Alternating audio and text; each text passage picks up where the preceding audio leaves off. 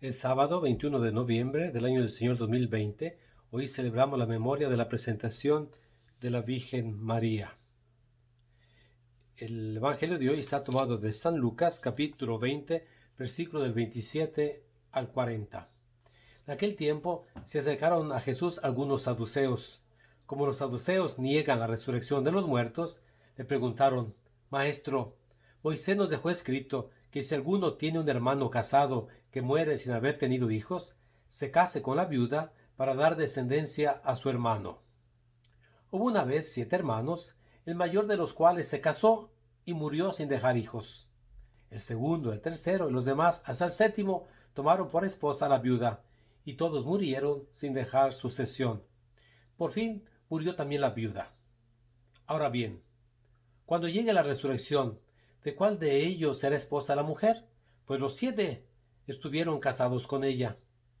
Jesús les dijo: en esta vida hombres y mujeres se casan, pero en la vida futura los que sean juzgados dignos de ella y de la resurrección de los muertos no se casarán ni podrán ya morir, porque serán como los ángeles e hijos de Dios, pues Él los habrá resucitado. ¿Y que los muertos resucitan? El mismo Moisés lo indica en el episodio de la zarza, cuando llama al Señor Dios de Abraham, Dios de Isaac, Dios de Jacob. Porque Dios no es Dios de muertos, sino de vivos, pues para Él todos viven. Entonces unos escribas le dijeron: Maestro, has hablado bien. Y a partir de ese momento ya no se atrevieron a preguntarle nada. Palabra del Señor. Estamos ya en Jerusalén. Jesús ya llegó a Jerusalén. Ahora los líderes, los diversos grupos del pueblo, del pueblo judío cuestionan a Jesús, como preguntándole: ¿qué credencial tienes tú? El judaísmo, ciertamente, todos eran judíos, pero había sectas, diversas maneras de interpretar la religión judía. Estaban los fariseos, estaban los esenios, estaban los saduceos y otros grupos. Son los grupos más importantes. Conocemos sobre todo a los fariseos y a los saduceos. Más a los fariseos, que van a ser los enemigos acérrimos de Jesús. A los saduceos pocas veces los escuchamos. Y los esenios sabemos por otras fuentes que existían. Era un grupo que se separó y se fue a vivir al Mar Muerto. Ahora, la idea de la resurrección era una idea reciente dentro del judaísmo, quizás del siglo II antes de Cristo. Y era un problema, porque si no había resurrección, es decir, morían y quedaban estados de muertos. Y la pregunta era: ¿por qué a los buenos les va mal y a los malos les va bien? Ahora, es una injusticia, ¿no? Entonces, pues decía en Isaías el capítulo 38, los vivos son quienes te alaban como yo ahora, los muertos ya no. Y la idea de la resurrección empieza, sobre todo lo vemos explícitamente en el libro de Daniel, donde unos resucitarán para la vida y unos para la muerte. Pero todavía no era una idea común en todo el judaísmo, y los saduceos van con Jesús a hacer esa pregunta. Si Jesús es un maestro de la ley que conoce las escrituras, él tendrá su opinión. Y ellos, ahora existía la ley del levirato. Si no había resurrección, ¿cómo vivía uno? ¿Cómo estaba la continuación de la vida? La continuación era a través de los hijos, sobre todo del primogénito. El nombre, el apellido de la familia seguía viviendo a través del hijo mayor al otro hijo y al hijo. De padre, de hijo, padre, nieto, bisnieto, tataranieto y así, ¿verdad? Ahora, le hace la pregunta a Jesús por esa ley del levirato, ¿no? Si esta mujer se casó con 7 hermanos y ninguno tuvo hijos, ¿de quién será, al final de cuentas? Porque la ley de Moisés, repito, daba la ley del levirato para que el hijo, el muerto, siguiera vivo en su hijo, ¿no? Y Jesús responde con algo mucho más allá, que Dios no es Dios de vivos, perdón, Dios no es Dios de muertos, sino de vivos, ¿no?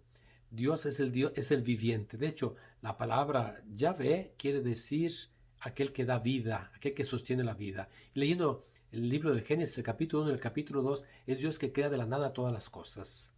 Ahora, para nosotros la resurrección es central, la resurrección. De hecho, la carta de San Pablo a los Romanos, la primera carta de San Pablo a los Corintios, el capítulo 15 habla sobre la resurrección, y San Pablo dice esto, así drásticamente: si los muertos no resucitan, Jesús no resucitó. Nosotros, nuestra fe, nuestra esperanza está en la resurrección de la carne. Es decir, fuimos creados, pero no moriremos nunca. el momento de la muerte mi cuerpo muere, ciertamente va al cementerio, pero mi espíritu es inmortal, va inmediatamente a la presencia del Señor para lo que llamamos el juicio individual.